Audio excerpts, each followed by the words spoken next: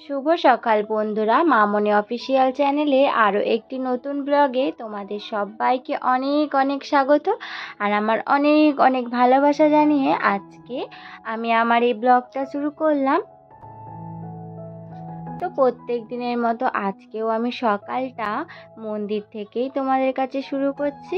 তো সকাল সকালে ঘুম থেকে উঠে পড়েছিলাম, তারপরে শয্যা চলে এসেছি মন্দিরে। আর মামাম সোনা যেহেতু আজকে ঘুমাচ্ছিল, তাই আমি রেডি হয়ে চলে এলাম আর মাকেও ঘুম থেকে উঠিয়ে দিয়েছিলাম। মাকে বললাম যে মামাম সোনা যখন ঘুম থেকে উঠে যাবে তখন তোমরা দুজনে না হয় চলে এসো, আমি আগেই চলে যাই। তো তাই দেরি না করে আমি মন্দিরে চলে এলাম। আর মন্দিরে এসে আমি দেখছি 2 বালতি জল তোলা হয়ে গেছে। মানে মন্দির ধোয়ার জন্য যে জলটা আমার লাগে সেই জলটা কেউ একজন তুলে রেখে দিয়ে গেছে।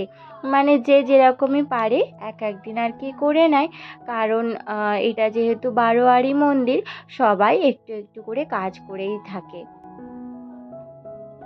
তো চলো, আমি এদিকে মন্দিরের কাজকর্ম করা শুরু করে দিয়েছি, দেখতেই পাচ্ছ তোমরা। আর সবার প্রথমে মন্দিরে এসে আমি আগে ঝাঁটটা দিয়ে নিয়েছি। তারপরে দেখো এদিকে হচ্ছে একটু সুন্দর করে এখন মুছে নেব। আর কয়েকদিন তো আমি মন্দিরে আগে আসতে পারিনি, সে কদিন আর কি মাই আসছিল, আর এখন থেকে আমি আসছি। আর এই মন্দিরে তো তোমাদেরকে বলেছি আমি আগেই, মন্দিরের কাজকর্ম করে আমার ব্লগটা শুরু করতে বেশি ভালো লাগে। তাই একই কাজ হলেও তোমাদেরকে আমি এই মন্দিরের কাজটাও শেয়ার করি, কারণ আমি প্রত্যেক দিনে যা যা কাজ করি, যেটুকুই আর কি করে থাকি না কেন, সেটাই তোমাদের কাছে শেয়ার করার চেষ্টা করে থাকি। তো তাই সেটাই তোমাদের কাছে আমি শেয়ার করে নিচ্ছি। তো আমার কাজের মধ্যে এই মন্দির ধোয়াটাও একটা কাজ, তো সেটাকেও আমি তোমাদের কাছে শেয়ার করে নিই। যতই হোক না কেন বারোয়ারি মন্দির, তবুও তো আমি করি, তাই না? এটাও আমার কাছে একটা কাজ। তো তার জন্যই তোমাদের কাছে আমি এটুকুও শেয়ার করে নিই। তো দেখো আমার মন্দিরের সমস্ত কাজকর্ম হয়ে গেছিল, আর কয়েকটা ফুল পেড়ে নিয়েছি। ফুল পেড়ে নিয়ে এখন আমি একটু পুজোটা দিয়ে নেব। আর তোমরা আগের ব্লগে দেখতে পেয়েছিলে যে এই কাপড়টায় আমি সন্ধেবেলাতে সন্ধে দিতে গেছিলাম, আর সেটাকেই আমি সকালে পরে এসেছি। কারণ যে কাপড়টা পরে আমি সন্ধে দিতে যাই, সেটাকে আবার ঘরে এসেই আমি সঙ্গে সঙ্গেই চেঞ্জ করে নিই, কোনো কিছু না খাওয়ার আগেই। তো তার জন্যে এটাকে পরে আবার সকালেও আমি আসতে পারি মন্দিরে। যেহেতু এই কাপড়টা পরে আমি কোনো কিছুই খাওয়া দাওয়া বা রান্না বান্না কিছুই করে থাকি না, তো তার জন্য এটাকে আমি মন্দিরেও পরে যেতে পারি সকালে। তো যাই হোক, দেখো তোমাদের সাথে কথা বলতে বলতে মন্দিরের কাজকর্মও করে নিয়েছি। তারপরে আমি ঘরে এসেছি, ঘরে এসে এখন ঘরেরও সমস্ত কাজকর্ম আগে আমি গুছিয়ে নেব। আর আশিবাসি অনেক কাজ রয়েছে জানো, আমাদের মতন গৃহবধূদের আর কি কাজ। সকালবেলা উঠে ঘর দোর পরিষ্কার করা, বাসন মাজা, ঝাড় দেওয়া, এসব ছাড়া আর কি কাজই বা হতে পারে, তাই না? মাঝে মাঝে যখন একটু বেড়াতে বা ঘুরতে যাওয়া হয়, তখনই একটু অন্যরকম কিছু তোমাদের কাছে শেয়ার করা হয়। আর না হলে ঘরের কাজ বলতে তো এই থেকে যায়, তাই না? তো ঘরে এসে আমি মাম্মাম সোনাকে ওই খাটের ওপরে বসিয়ে দিয়েছি।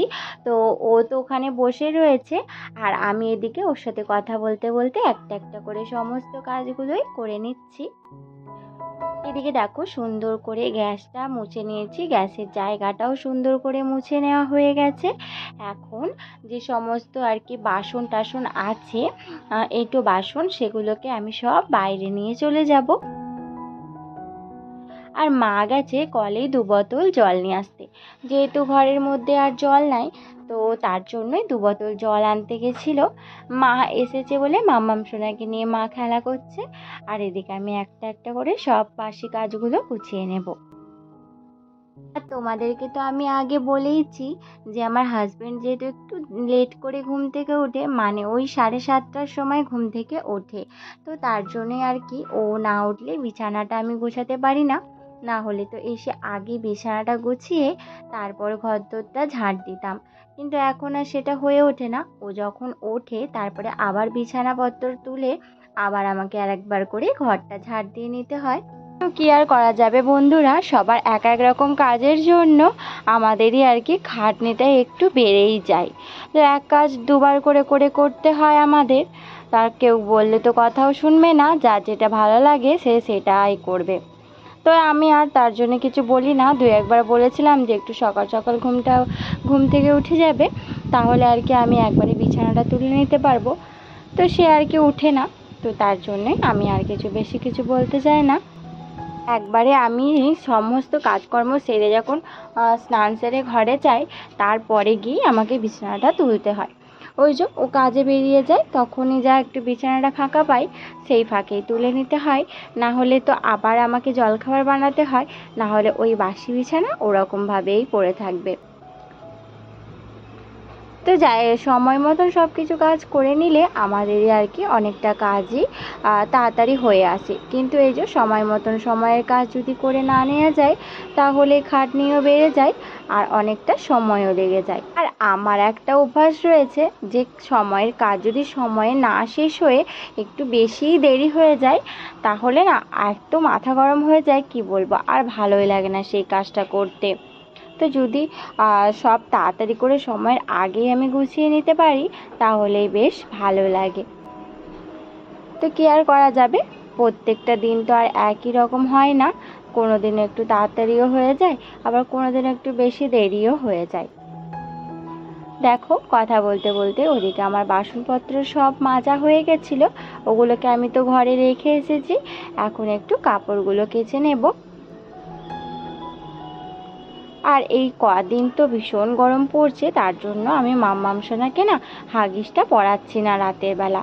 তার জন্যে ও যেহেতু হিসু করে দেয়, আর অনেকটা করে জামা কাপড় আর কি আমাকে কেচে নিতে হয়।